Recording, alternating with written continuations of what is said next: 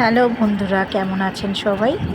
আজকে আবার একটা নতুন প্রোডাক্ট নিয়ে চলে আসলাম আনবক্সিং করতে। অবশ্যই এই প্রোডাক্টে এমন কিছু নতুন ব্যাপার নেই, প্রত্যেকটা মানুষের বাড়িতে এটা রয়েছে আশা করি।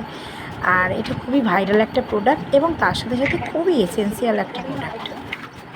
বিশেষ করে যাদের বাড়ি ছোটো বাচ্চা আছে তাদের জন্য তো বেশি দরকার। বাচ্চারা সামনে জিনিস পেলেই ছড়াছড়ি, ছেঁড়া ছুঁড়ে ফেলে দেওয়া এইসব করে, কিন্তু এর ভেতরে ঢোকানো থাকলে অতটা বাচ্চাদের চোখে পড়ে না, নাগালের বাইরেও থাকে, জিনিসটা ঠিক জিনিসের জায়গাতেই থাকে।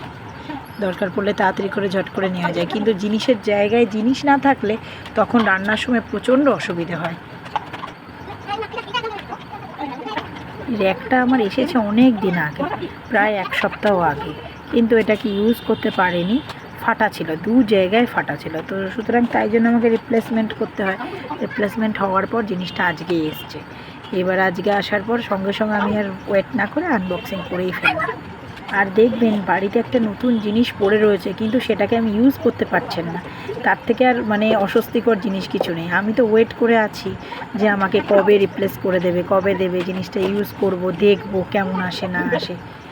তো যাই হোক, সেই দিনটা আজকে এসে গেছে। আনবক্সিং করে জিনিসটা সেটিং করে ফেললাম। এবার রান্নাঘরে আসলাম, এসে দেখি কোন জায়গাটা কিভাবে রাখলে ভালো হবে, সুবিধা হবে এবং দেখতেও ভালো লাগবে। আর এটা এত মাল্টি কালার বলে এত সুন্দর দেখতে লাগে, খুব ব্রাইট কালারগুলো, কোয়ালিটিও খুবই সুন্দর।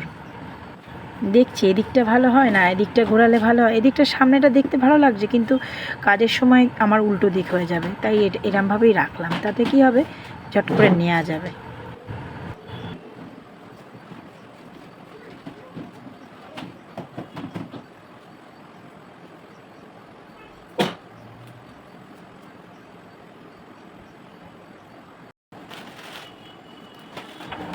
এবার মোটামুটিভাবে জিনিসগুলো একটু গুছিয়ে রাখলাম।